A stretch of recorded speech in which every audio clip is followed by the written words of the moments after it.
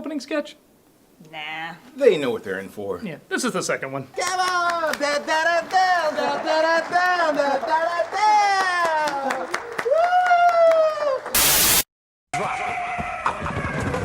Midwest Fur Fest back in town.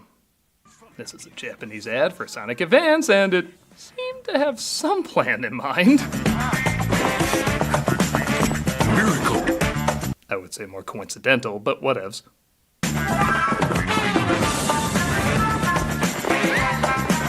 Magical. Predatorial, even!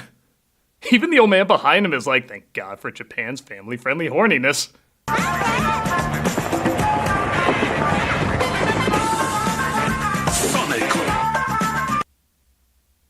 I'm as puzzled as you. Sonic is a superstar. Sonic Advance. Sega on Game Boy Advanced, as owned by Nintendo. Regrettable. I'll say this, I do believe a guy in a Sonic costume would randomly do all of this. It's weird, confusing, a little sexually frustrated, but from what I've heard, that's Japan and the Sonic fandom, so I feel that's part of the course.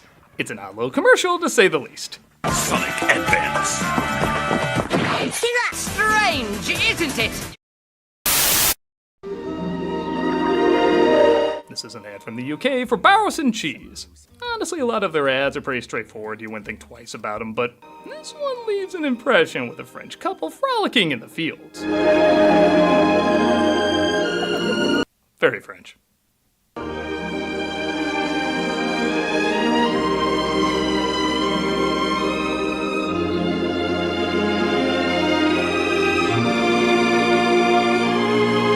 Okay, commercial, you literally got 6 seconds left. Why you in this special? Dude!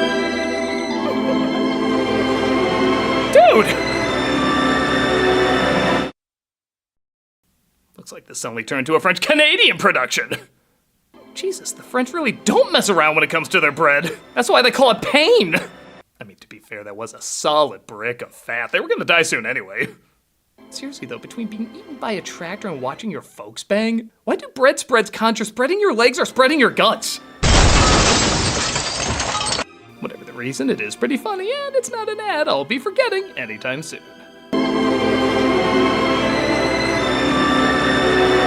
Just don't ask who's in the ingredients. I mean, what's in the ingredients?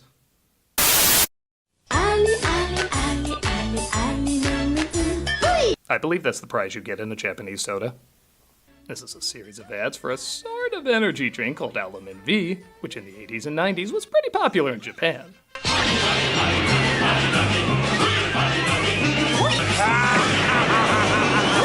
And parts of Austria, I guess. Yep, Arnold Schwarzenegger was the spokesperson for this bizarre campaign, and it's just as insane as you would think it is. Chichin, boy, boy. He doesn't even have to say anything half the time. He just shows up like he's the malfunctioning woman head from Total Recall.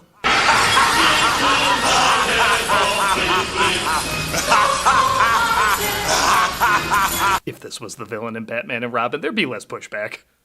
Even when it starts to have a story like him and his lady friend trapped on these devices.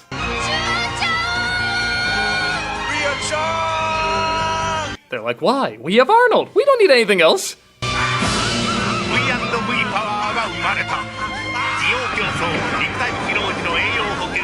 I'm telling you, if no product logos were there, this would be an abstract art museum. Aluminum V increases growth in other departments, too.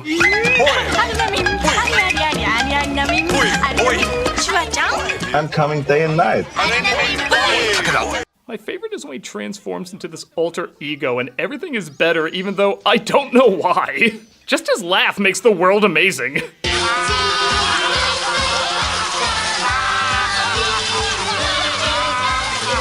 This is like if the entire film of Jingle All the Way was just the last 5 minutes.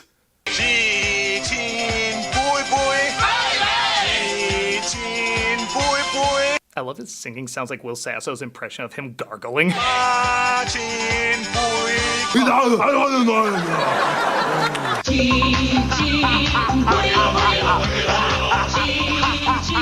Well, I guess it makes sense to be drinking Arnold Schwarzenegger, as in most of these ads it looks like he's trying to drink me somehow. I'm not even joking. Sometimes these start off like a horror film.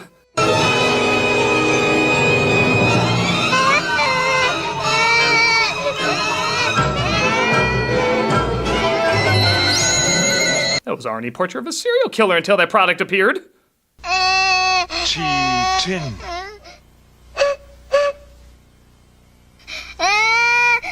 Takeda. No, he does make him feel better, but would you be shocked if it ended there with how random this all is?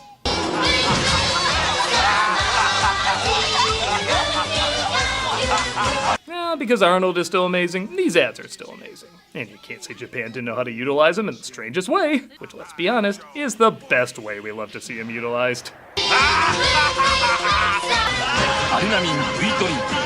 It's as satisfying to me as coming is. In this UK ad for a soda called Tango, two sportscasters look over in slow-mo a video of someone taking a swig. Oh, yes, we could be in for a quintessential tango taste sensation here. When Salvador Dali offered to direct the Lorax. Why, yes, oh! This is how Europe sees Trump greeting his cabinet every morning. I doubt they're wrong. The big orange fella ran in from the left, and he gives him a good old slapping. It just illustrates the bite and buzz of real oranges. Gotta say, I'm fascinated by the UK's version of To Catch a Predator. I love how the other two don't even react. They're just like, oh yeah, naked orange guy. He'll slap you. Should see what happens when you open a Linneman V. This could be another classic example of the hit of real oranges. It's a great. This is part of a series of ads where something random would happen every single time somebody takes a sip, but the one with the slap seems to be the best known. So known that the ad was pulled because too many kids were imitating this by slapping other kids. So, what did they do to correct it? They have him kiss the guy. Oh, I don't think he was expecting that. Is that really much better? I mean, I know he puts his hand over his mouth, but in some ways that makes it a little creepier. In fact, most of these workarounds aren't that great. Like this guy performing what I can only describe as the molestation of a man's head. He's enveloped by the big wet bunch of oranges and tango. Those might be the grossest sounds in television history. One of the ads just has a guy yelling into someone's ear. Oranges! Whoa! Oranges! Oh, phenomenal! Again, are these really better alternatives for what you want your kids to possibly do?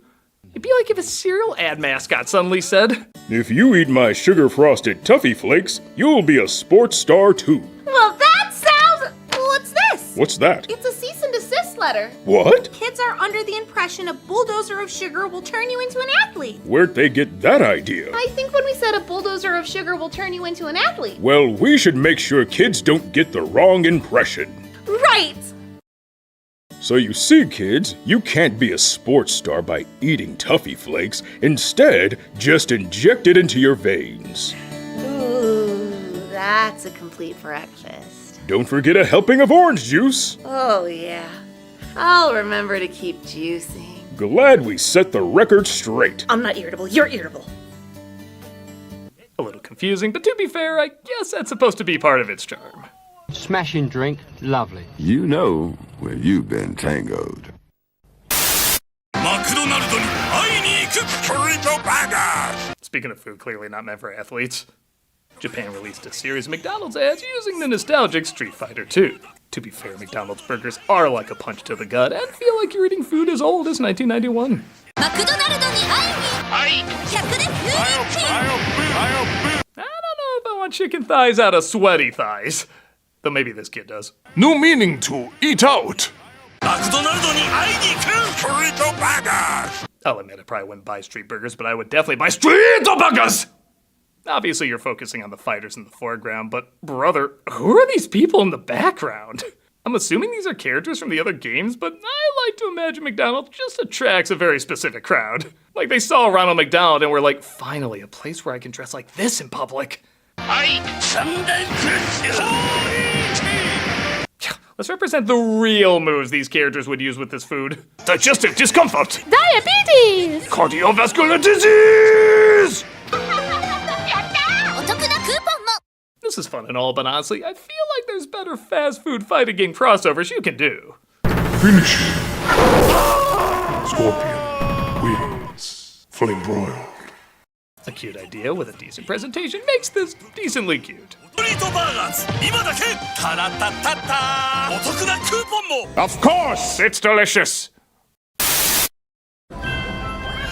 This ran on Norwegian TV last Christmas. It's a decently animated hand-drawn short with a mouse family making a home inside a plastic bottle. As you can tell, it draws a lot of inspiration from Don Bluth films.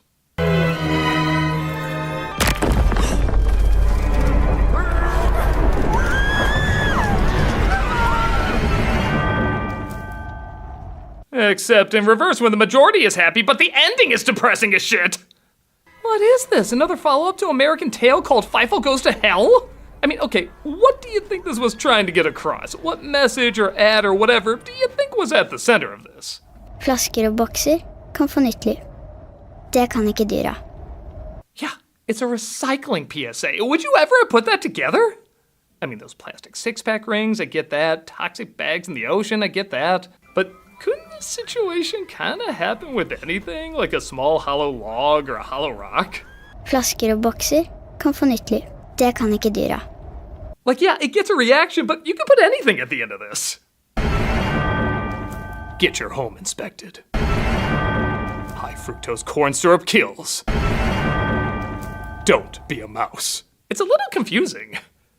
I don't know, its heart is in the right place. I just feel like there's better ways you could have gotten this across. But with all the views it got, maybe I'm wrong. Whether you caught on to it better than I did or not, it's certainly not gonna leave your memory anytime soon.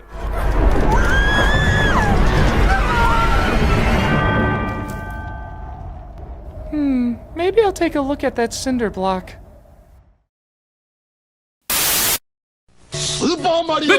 Hi! This is back when the Famicom Disk System was advertising the original Super Mario Bros. 2 and Legend of Zelda. He was giving a look like it's not even plugged in. We're just crazy. Hey, Texas! The ad just keeps showing him losing. Like, is that fun in Japan? Most video game ads show the characters being heroic. Here, they show them after they got their asses beat.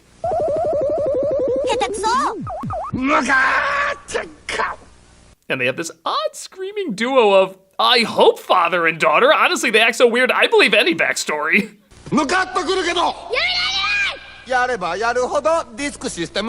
I love too when they advertise it, they show the blaster gun, which in America looks very obviously like a toy gun. But in Japan, they straight up give you a revolver. Remember, if your parents won't buy you more Famicom games, give them 5 reasons why you should. They brought these two back in another ad where for some reason they're different genders, as she plays a boy and he plays a woman working at a video game store.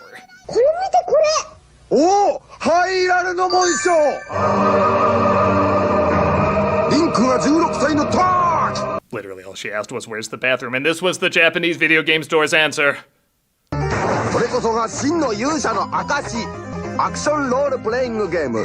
Yeah, this is the game you should show footage of people losing at if you want to be authentic. But then again, this was an ad for Super Mario Bros. 2 in Japan, which was a lot harder. I wonder what the ads for American Super Mario Bros. 2 in Japan was like. Hi, 私キャサリンよ。スーパーマリオ USA で敵キャラを演じてるの。 Man, did you hit the internet fetish lottery clicking on this video? Someone had way too much fun making this puppet. That mouth is straight up the Dune bucket. おっと。アメリカでは売れっ子だったのよ。 I think I have to go back and apologize for some of the Sonic fandom jokes I made earlier. It's like they knew there was an audience for people who had a hard-on for Miss Piggy if she was in a car accident. I don't need to see Bird-O face. アメリカ帰りのファミコンソフトスーパーマリオ USA. That's right. We sell it the first time as something, they take it and sell it as something else, we take it back and sell it as something else. They just go round and round. Round and round. Whether it's a marketing circle jerk or a literal circle jerk, somebody's definitely having a happy ending. やればやるほどディスクシステム。 Speaking of happy endings, here's another ad from France and knows how to get its point across.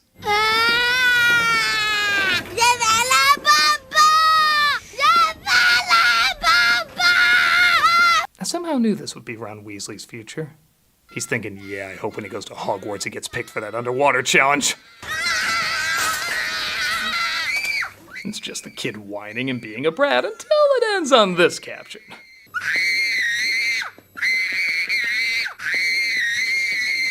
Again, very French. And there's a similar ad from France where a kid is doing all these crazy things saying his mother gave him permission. Eh ben maman m'a dit que je peux. Eh ben maman m'a dit que je peux. I mean, at the age of 3, they've already downed an entire bottle of wine, so I buy it. Maman dit que je peux. Maman dit que je peux. I'm enjoying this updated version of 400 Blows.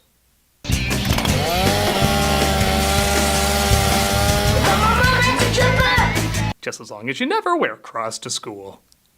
And this all builds up to the inevitable punchline. Maman, je peux mettre le chat dans la machine à laver? Oui. Oui.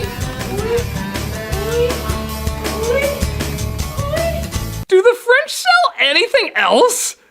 Seeing how they already have a kid they clearly don't keep track of, I say the condom might be a little too loose for her pleasure.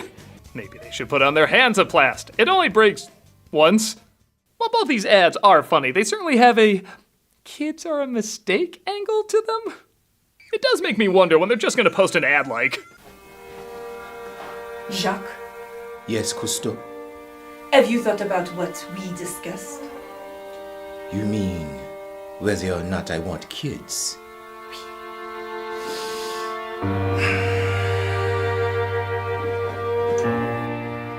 I have. And? I do not want kids.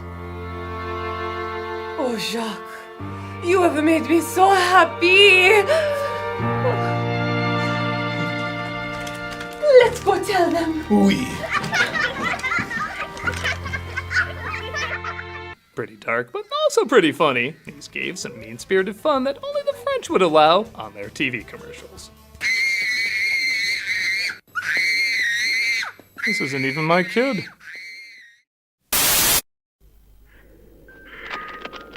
You don't usually think disturbing when you think of soup commercials, but in this 1985 ad from the UK,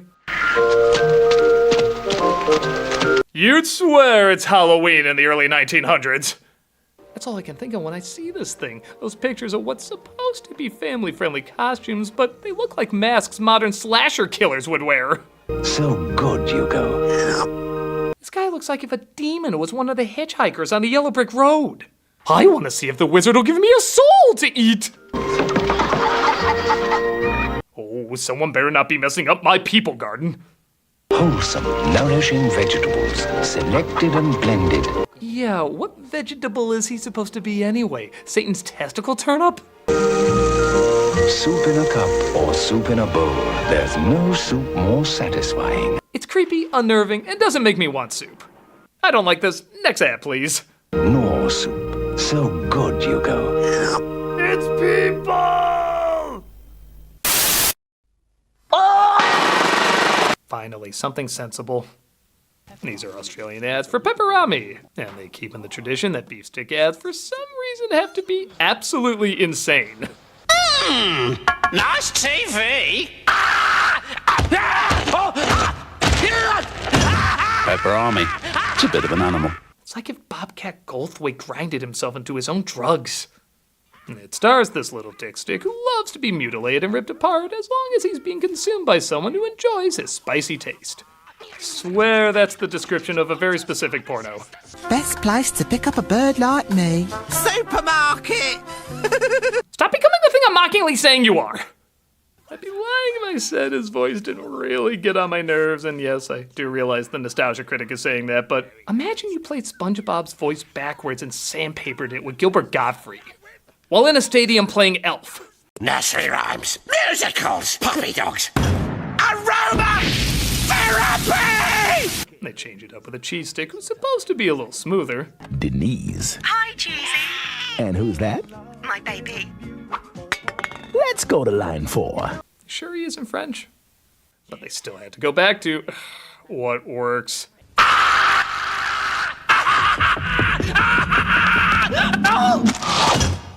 This is explaining so much about Australia right now. If he's your thing, great, but for me, I don't think there's enough blenders in the world he could jump into. I took the family to play on the swings. They're little bits of an animal. A family commercial. This family. Yeah, let's bring back some PSAs. We had a recycling one, so why not a few more? This anti-war one came from Belgium back in 2005, where we see the adorable Smurfs enjoying a lovely day.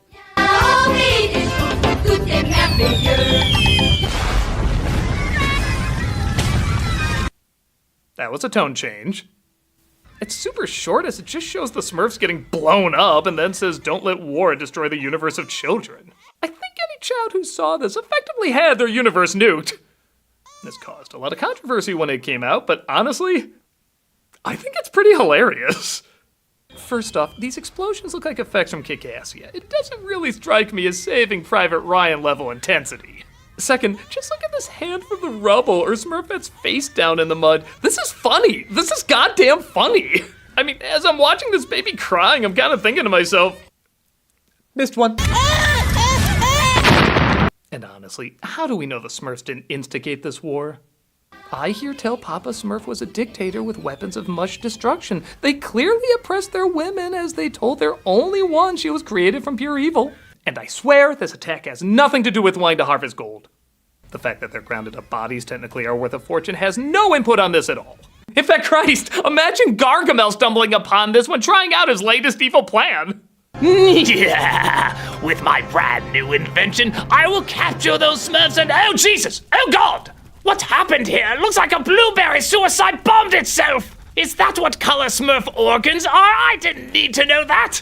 Osriel, stop eating their remains! Show some respect! I raised you better than that! Oh, the Smurfanity of it all! Yeah, sorry, I know I'm supposed to be disturbed, but the way it was presented, I can't find it anything but smurfing hilarious. Well, you did save us from a lot of future awful.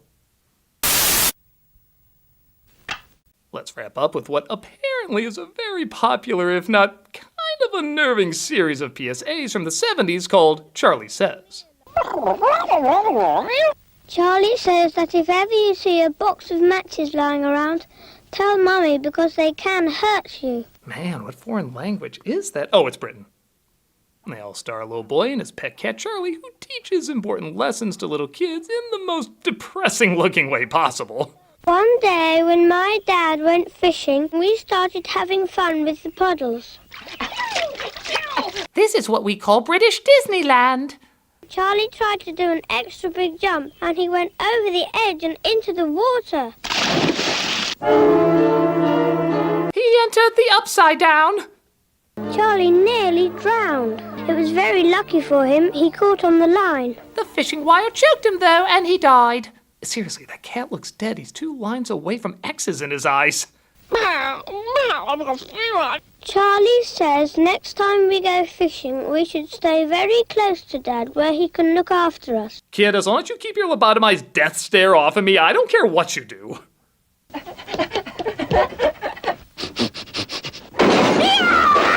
Charlie says he knows now that it's dangerous to pull the tablecloth because the hot water from the teapot hurt him very much. This whole thing feels like if Uncle Fester directed a Peanut special. Charlie sounds like a 3-way mix between Slimer, Odie the dog, and the Tasmanian devil. Ironically, anything except a cat. Charlie says that stoves are dangerous to go close to because there are so many hot things there that can hurt you. Son, you never had a cat named Charlie. Charlie and I were in the park. Then this man came up and said, would I like to see some puppies? And I was going to go, but Charlie stopped me. Well, this is fitting, seeing how these all look like something a kidnapper would force a kid to make. Then the man went away. I never did find out why he had legs that were poo. We went and told Mummy. I got an apple and Charlie got something he likes. Then I remember the man had candy, which is a lot better than a shitty apple, so next time I'm going with him. Seriously, an apple was his reward? Why couldn't you give him some good British food like... Alright, I see the issue. Never go anywhere with men or ladies you don't know. Yeah, there's just an all-around uncomfortable feeling about all of this. I know they're trying to teach good lessons, but they're illustrated in such an unnerving way, it kind of feels like you shouldn't trust them. Puts me in an odd mood, a mood that doesn't make me look at anything with any joy or vibrance. I kind of want to see Smurfs get blown up again, just so I can feel something. Charlie says... No, I'm done with you. I'm done with you and Charlie. You and Charlie need Prozac. I don't want to look at you anymore. I get the feeling it's gonna change the way I look at the world around me. Charlie says, Charlie says, Charlie says, Charlie says, Charlie says, Charlie says, Charlie says, Charlie says, Charlie says, Charlie says, Charlie says, Charlie says, Charlie says, Charlie says.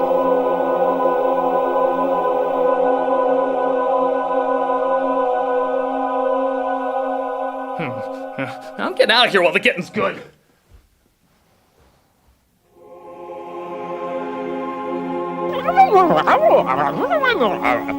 Tuffy says there is no escape for you. Tuffy says your soul belongs to the land of goodbyes. Tuffy says death is the awakening and reality is the nightmare. Well, if Tuffy says...